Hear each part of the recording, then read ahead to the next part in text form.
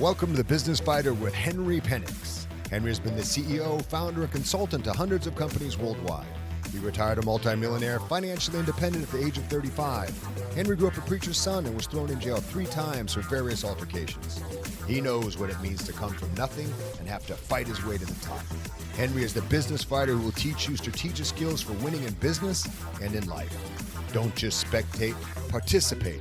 It's time to get in the ring. Okay, hey, this is Henry, the business fighter, coming to you again with another great podcast. I've got a guy on the show today. First of all, whenever I interview someone or have like a pre-talk with them, I want to make sure that they've got heart. And if you've got heart, you know what I'm talking about. If you don't, you probably also know what I'm talking about because you'll never be on this podcast. This guy has got more heart than probably the top 5 people that I've interviewed. And I think it's because he's come from a lot of pain. He's got over 20 life-altering shifts.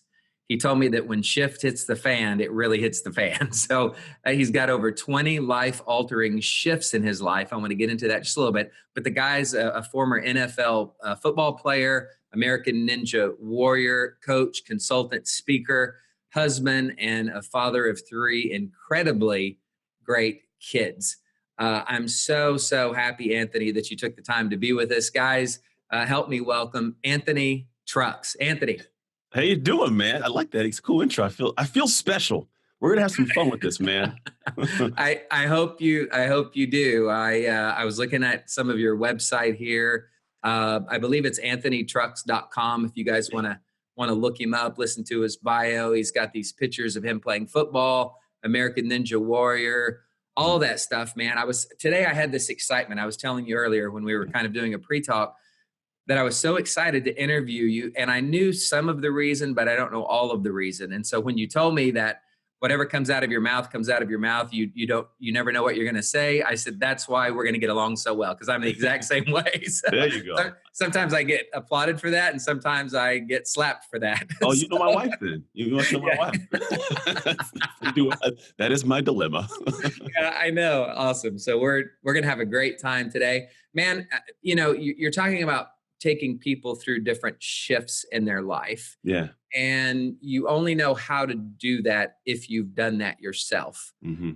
I know you said you've got over 20. I don't know if we can talk about all of them on this podcast, but give me the top couple that really altered the heck out of your life that you kind of grew through and gave you the credibility to help other people get through shifts in their life. Yeah, man. I think we all have shifts. I mean, there's some that we know it took place and some that we're going through now and some we've never gotten completely through. And for me, I mean, the earliest ones were, 3 years old, given away into foster care. So I had to shift from being this kid that's at home with mom to now I'm in this system where I'm getting beaten and starved and tortured. And then another shift took place when I finally got to my final home, which is my home, it's my family now, but the only Black person in an all-white family. So having a shift and be like, who's this kid that doesn't really fit in? I was with that. Back up a minute. Yeah. You were beaten, starved, and tortured. A lot of crazy. So in the foster care system, this was back in like the early mid 90s or mid 80s. Sorry. So mid 80s, there's no telephones, there's no videos. And so I was what's called a paycheck. As long as I didn't die in the system, like they kept getting the paycheck to have me in that home. So they didn't care. Nobody cared. Unfortunately, nobody cared. And I mean, I vividly can picture these things. I was just talking to my wife about like when things go crazy in life right now, I don't really feel it as much, not in a bad way, but like I've had such dark, it's like I've had such dark moments in life to where even when bad things happen now, there's still so much of a difference. I still have joy. So like, right. Something goes crazy. My wife, like she shuts down quick and I'm just like still sort of smile. Like I've been through worse. Like is that all you got? Yeah. So I think that the way I look at it is that statement of, a smooth sea makes not a skilled sailor. Love that one. And for me, later in life, I realized that I learned to sail early on. So when things happen in life, I don't get shut down as quick. And that was like early on some of the biggest shifts. And so, you learned on a rough sea. You didn't just learn to sail. You learned on a rough sea. Yeah. I mean, a lot of it, unfortunately, in the industry that is, which is foster care system. If you look at any prison in America, 75% of the inmates are former foster kids. Didn't know that. Statistically, there's like, I'm not set up well, 50+%, like 51 or 2% of the homeless population in America, former foster kids, like less than 1% graduate college. So I knew none of that. I didn't know until like 2 years ago. Like this is when I started coming to light for me, and I started actually giving a lot more of my time and energy back to foster Yeah, organizations yeah, because I yeah, came yeah, through yeah. it. But yeah, man, like I was not supposed to do well, and so like you get really callous, really angry early on, and a lot of people never shift out of that. Like they Yeah, stay there, and that's why it ends up absolutely. happening. And so that was the first major one. Then getting adopted at 14 years old, so now I'm this just this foster kid in an all white family, and that kind of dilemma. And we were really poor, like we didn't have much. I mean, literally like there's times when we had to go in the backyard and tie two chair bottoms together and make a basketball hoop. Like we had no. I remember we at one point I saw today the day my son went to Dave and Buster's, and they have this remote control boat. I remember as a kid getting Tupperware, taking apart a cassette player and putting a motor in there, making a paper propeller because I wanted to have a remote control No boat. way. And I Wow. couldn't buy one, so I'm just going to break everything in the house. And To make one. it's just. But that was my upbringing. So there's that, and then Wow. I finally get adopted. And now, like, okay, I'm this for the first 14 years old. The first time I knew, like, I get to go to bed in the bed I woke up on for sure. Mm, 'Cause being in foster care, you literally live life, and then somebody shows up one day and they take you somewhere. And right. so it was always this weird situation. Then there was the shift of now I'm adopted. I'm this adopted kid. My mom is sick. So now my mom gets diagnosed with multiple sclerosis. So I'm like the son of a sick mom. My dad's focus goes there. Family's focus goes there. My brother goes off to the military. So it's like just me and my five other siblings or four other siblings in the house now. And Wow. like try sports, right? And so now I'm shifting from being this kid that shows up in the high school who doesn't know much about my culture because I've never been like in a black family. I don't have like a base of friends. I'm the kid of the sick mom. The only thing I can do is like sports, and I Right. sucked at sports. Like in the beginning, Was it a predominantly all white school as well? no, it was mixed, which Or is made it it worse because I talk like this. Like if you didn't look at me, and you think mixed? I was a white guy. Like it's just I the am reality. black. Yeah, I'm a black guy. So I I did. grew up in all black church, so I mean we're gonna get along. Yeah, you dig it. So like I got called Oreo like every day, and I was like, Yeah, oh, yeah, it's yeah, yeah, of delicious, but I course. don't want to be an Oreo. And then Right. I just put that place of stability. Yeah. And so, and I tried to find it in sports, didn't do too well. So now I'm this adopted kid, in an all white family who's not good at sports, who has no base. Like I'm just floaty, and I had to find a place where I could find myself. Sure. And I think a lot of us are going through life every day trying to find a place to find ourselves to where the energy we give to the world can come back in a positive way. Absolutely. And I just had this moment where I gave up. Like I was just like, I'm done with this. And it was I was 15 years old, freshman year of high school. My mom's sick. My brother's gone. My family's all falling apart, and his focus is just off. I'm not good at sports, so I was like, you know what? Hanging it up. Like I'm done doing football. I don't want to do this. Although I loved trying it, it wasn't good enough. Yeah. And a lot of us will do this. We'll find ways to make a great excuse to stop doing something we love because of the pain of not being great at it yet.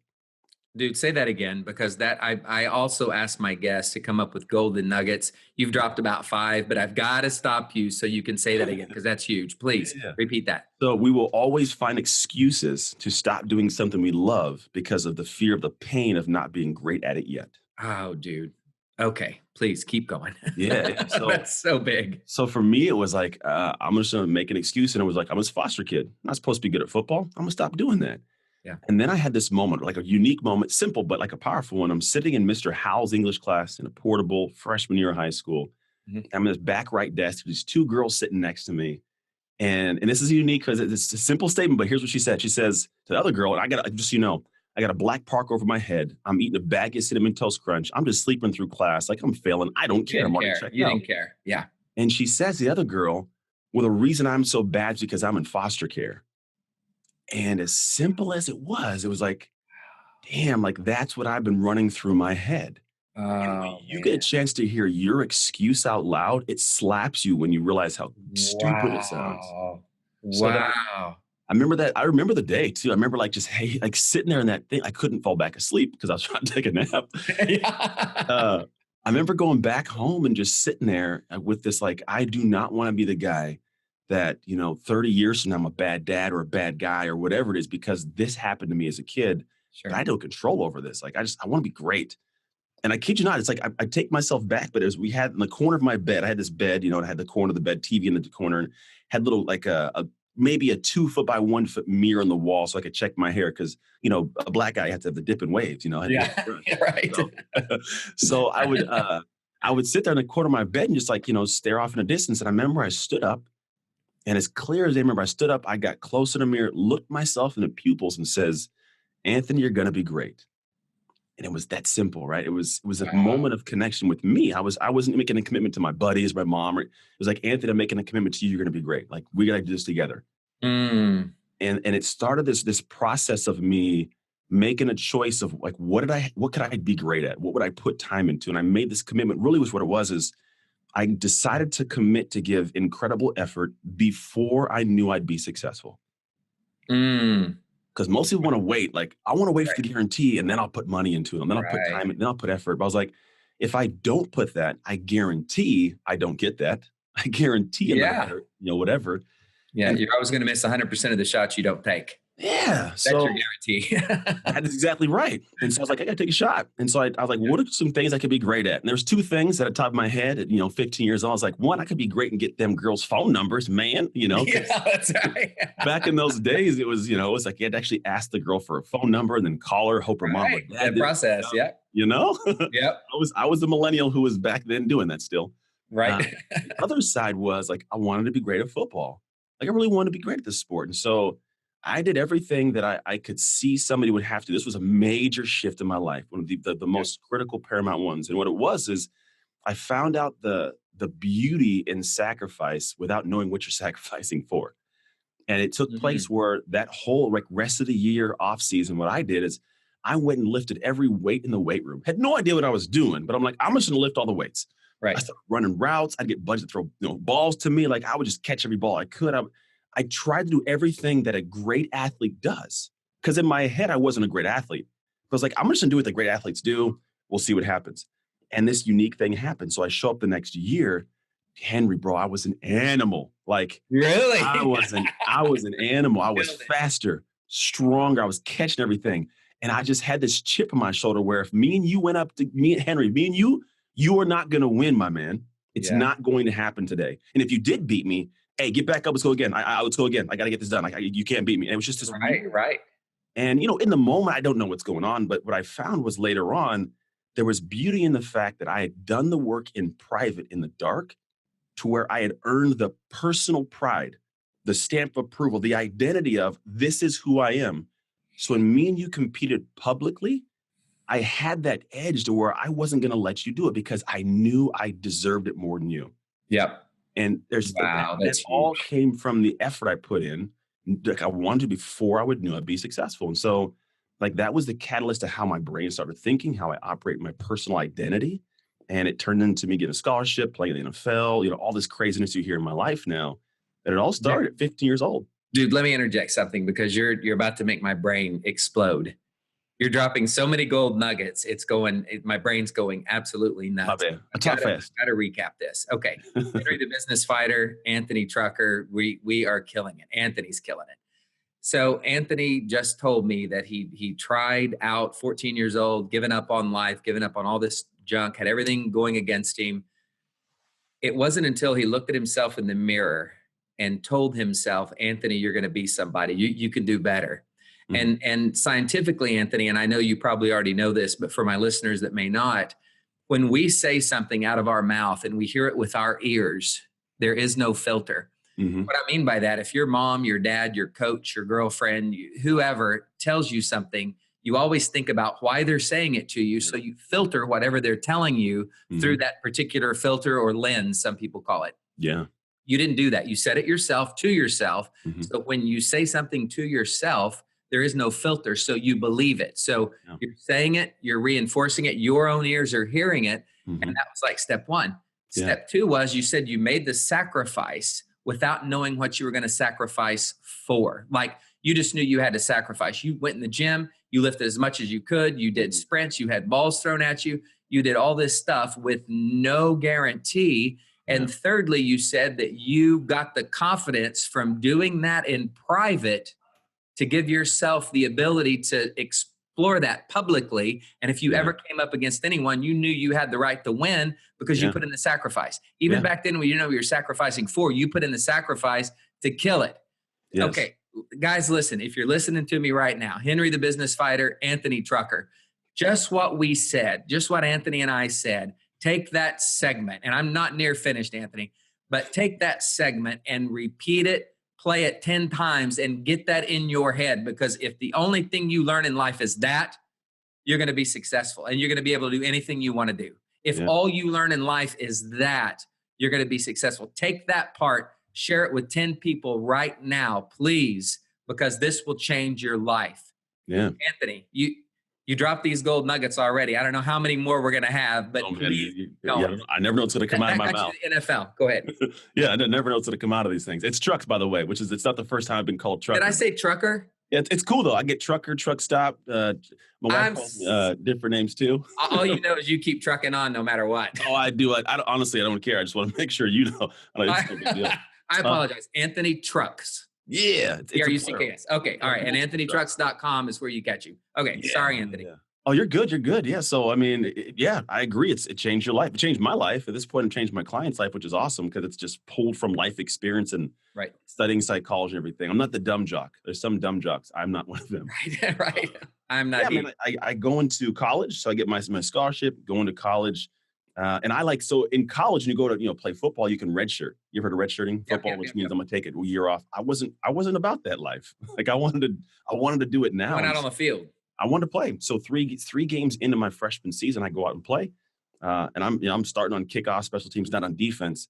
The next year, I had this, and then like a little shift. I was like, you know what? I don't want to be the guy riding the bench for 3 years, waiting for somebody else to get done starting. It's like, I want the job. And so I was going up as a true sophomore, second year there against a guy who was a redshirt senior, 5 years in, but I wanted his job, man. And so I had to shift the perspective of like who I am. Like, Anthony, you're going to start, but you can't start because you want to. You have to be the starter. Like it was here, right? You had to be the starter. And so I was like, all right, I'm going to be a starter. And to this day, my college coach says it was one of the most hard fought battles he'd ever seen in that position. And I got the job. It was super weird. So in this weird bubble, before my sophomore year, my wife and I, which is fiance, high school sweetheart, she came to Oregon with me. We get pregnant. Before this year, we get pregnant. So I got a kid on the way. At the same time I win this job, I also find my biological dad. I had some weird communication with a grandma. So imagine this, my very first collegiate start. I get to meet my biological dad. I'm starting for the first game and I'm on national television and I get a game ball from the game. Like it was no way. It was super cool. Like one of those really cool moments. And it was like a culmination, just a lot of crazy all tied into one spot. And so like that was so much, the majority of my career in college was a big major mental shift of being like, I wasn't the athlete student who had a kid. I was a dad who played sports and went to school. Right. And it was a shift of the perspective of who I was. And it's like, I've always been like a phenomenal, loving dad. Like my kid's 14 in high school, straight A student. Like my twins I have now. Like it's just, I've always, because I grew up in crazy, I wanted to give back to the world in a way that wasn't given to me. Yes. So at 19, when I get this call of like, I'm pregnant, I was like, yeah. Which weirdly, like, I was like, cool. Like, I'm going to be a dad. Like, let's do this. And most college kids, like one of my teammates was like, hey, tell her to have an abortion. It's like, man, I'm not about that. Like, it's not how I operate. I'm a man of faith. Like, that's not going to do. Yeah. And so obviously incredibly glad it didn't take place. So I fast forward through college. My wife and I get married. She graduates summa cum laude with her master's in special education. We graduate. I go to the NFL, right? The NFL stands for not for long, by the way. It's a different industry, the most cutthroat, very unstable, unsettling environment. I bet. And what's great about that is, so I went through first the Buccaneers, Coach Gruden, hard-nosed dude back in his like heydays. Then I was with the Redskins, and that was the Steelers. And there's a lot of stories there, nothing that's really pertinent to this, but I will tell you this. It was very unsettling to show up every single day, not knowing if you would have a job tomorrow. And what people don't do so there's a lot of things that for all of us, we show up in an instability in life, and there's something that's there. It's not. And so what we do is we just show up halfway. Like I don't know what's I'm going to show up halfway. Right. For me, like I'm going to show up full. If I happen to lose this, it's not going to be because of effort. And so I start going through the motions, and I do what I do, and I start climbing. But I got cut from the Redskins, first the Buccaneers, then get cut by the Redskins. I ended up having an injury with the Steelers, which cut my career short. But I remember this one thing that I heard for the first time that's very common now. But Coach Tomlin said this. He said, When you learn to be comfortable, being uncomfortable, you'll be successful in the NFL. And people hear that, but they can't always put a story to it. But imagine every day going to work and you have a guy next to you who's supposed to be your buddy, you hang out. But when practice goes or you start work, they're trying to kill you.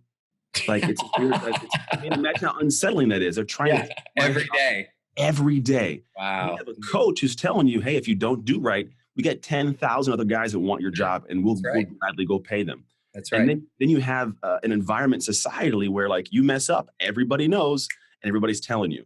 And it's just this weird, and then it's on national television. You can't hide. So if you want to talk about being unsettled, if that rattles you, you're never going to perform. You'll never do well. And so I had this weird metaphor I had back in the day. It's from when I was a kid. And this is how a lot of people live their life in moments like those. When I was a kid, I was a crazy little ADHD, bad little kid, really was. And we used to get kittens. I don't know why, but for some reason, my mom would have litters of kittens and puppies we just have in the house. And I had this one moment where I took this sock and I put it over one of the kittens' heads. Yeah, it's super weird. Just I wasn't torturing animals or anything. I was like, I know. I was like maybe like 8. And what happened was the cat would just start running backwards, up walls, just going backwards. And in my head, I was like, well, if that cat just stopped and put its paws in a sock and pulled its head up, it would come out of the sock. Right. But what most people won't do in the moments of discomfort, they won't stop and pull their head up and fix the problem. What they will do, however, is start running backwards away from it at full speed, up walls and off cliffs. Dude, that is so good. I have never heard that story. Yeah, it's one that I lived, and it wasn't the greatest one. It's cats and torturing them, borderline. But that's what I found. Dude. So in those situations, I've been a guy that's like, you know what? I'm not going to be the cat that runs off a cliff. I'm going to be the guy that stops, puts my hands on this sock, and just pull my head up. Like, how do I fight for this? And when you do it, you now remove the problem. And that's what it is. The problems will chase you if you keep running from them. Wow, that's another one of those gold nuggets, man. So just going back a few minutes, I wanted to make a comment on what you said about knowing who you are and believing who you are and seeing yourself in that position. When you were trying out against your buddy or the guy in college, you were up against the 5th-year redshirt senior, and you said, I don't want to just be the guy waiting on the bench. I want to be that guy.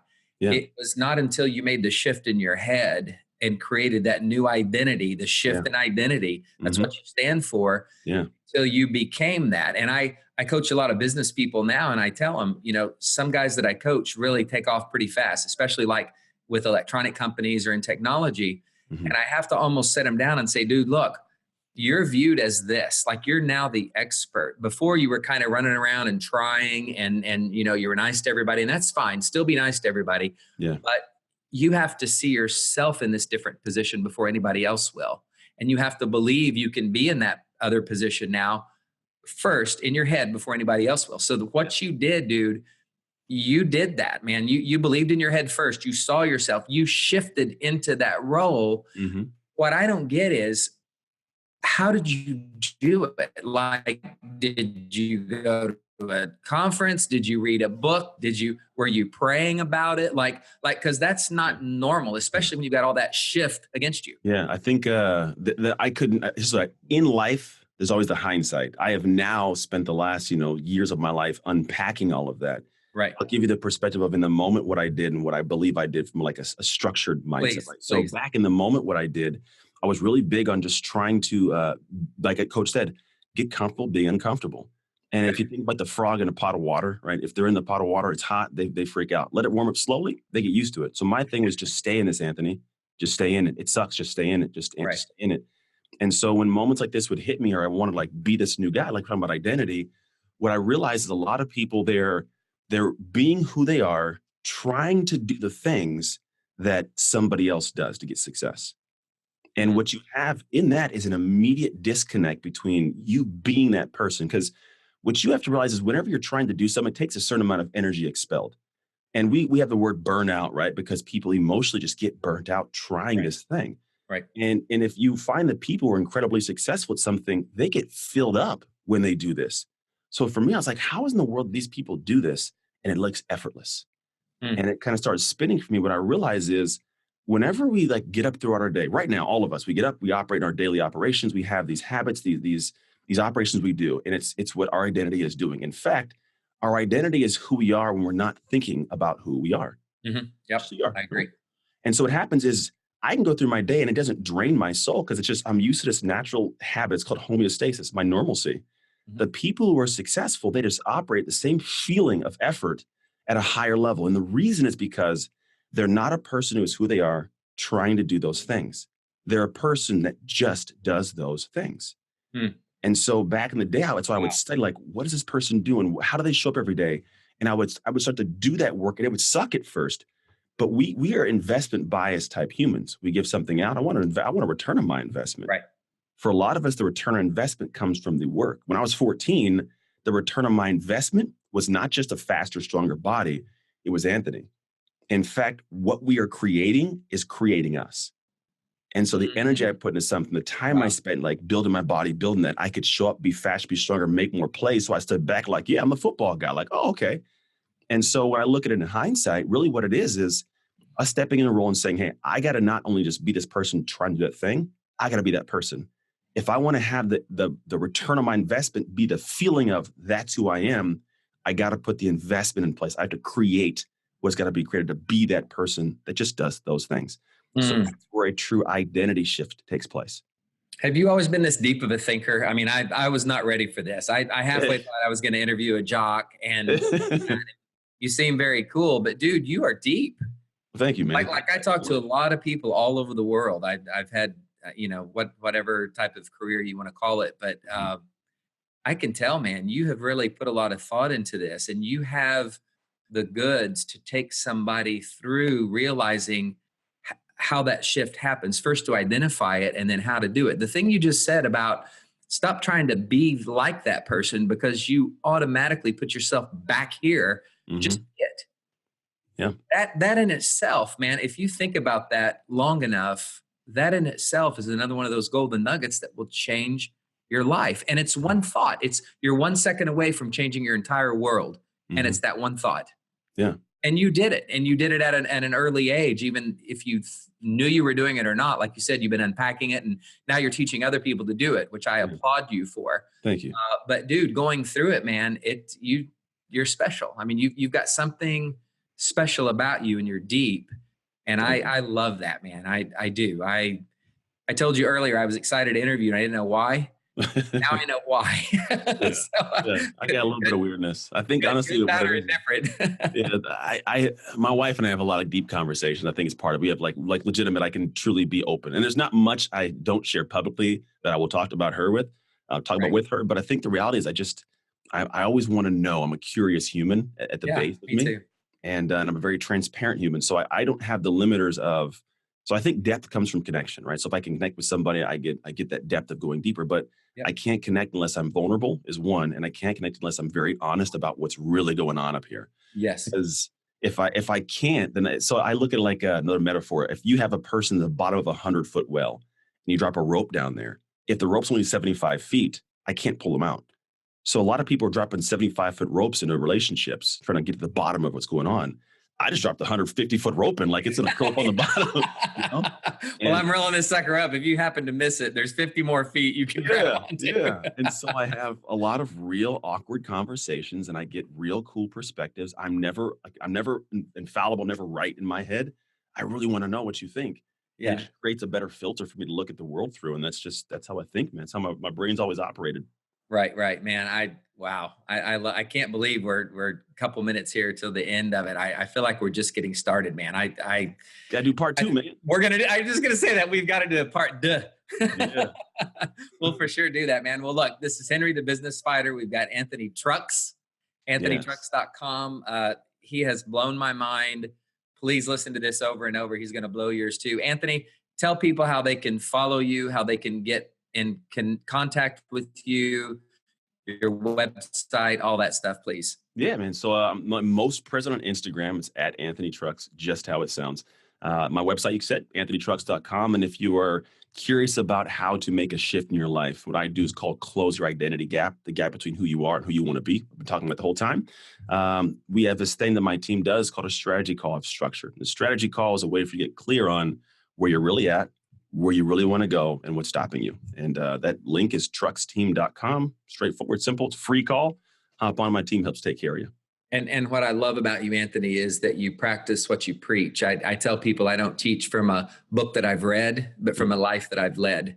Yeah, I I like feel the that. same about you, man. And I've got a whole other thing about spirituality. And I heard you say faith earlier. Yeah, That's going to be our part 2, because let's that do it. touches me, and I can sense that in you, and I can feel that in you. One quick last question, because I forgot to say this. I just looked Yeah. up at your website again, and it's got you with the American Ninja Warrior thing. Dude, you were on that. Did you get through? Did you make it Oh through? I yeah. was watching it like 2 nights ago. Did you make it through? And tell me just like a minute about that. Yeah. So my wife signed me up like a couple of years ago. We came back from living in Costa Rica. Weird thing. My kids almost got kidnapped out there. So we had to come back like overnight, Oh my literally. gosh. Yeah, we had a weird story. And then yeah. We'll add So that on part 2 also.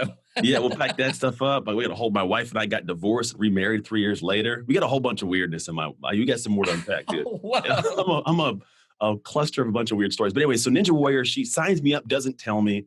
I have to do this video. I completely forget about this video. 3 months later, I get a call like, hey, you're on. I'm like, I'm 240 pounds at a time. I'm a former NFL linebacker. These guys are like $150, $160. I'm like, Right. so I go to the show. They like my story. we did the whole interview. They're like, all right, go hit a buzzer. And I'm like, I'm gonna do it. They're like, sure you are. Like, they didn't think I was gonna do it. No. And But I you're became heavy I'm heavy for that show, for that. Oh deal. yeah, for the show. I'm kind of heavy too. No. Yeah. But yeah, so I'm now the first former NFL athlete to have hit a buzzer on the show.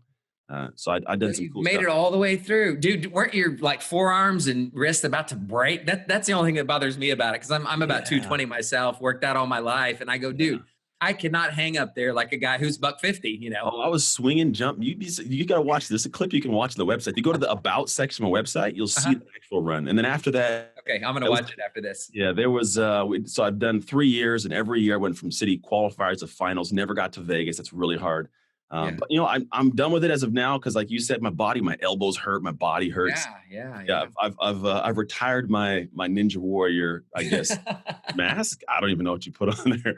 But, cool experience though, for sure. Now it's your Ninja Warrior brain skills, taking people through their shifts and getting it to the other side, man. Exactly. Hey, I promise you, man, I'm an Anthony believer. I really am. I have thoroughly enjoyed this. Guys, please check Anthony out, anthonytrucks.com. Follow him on Instagram.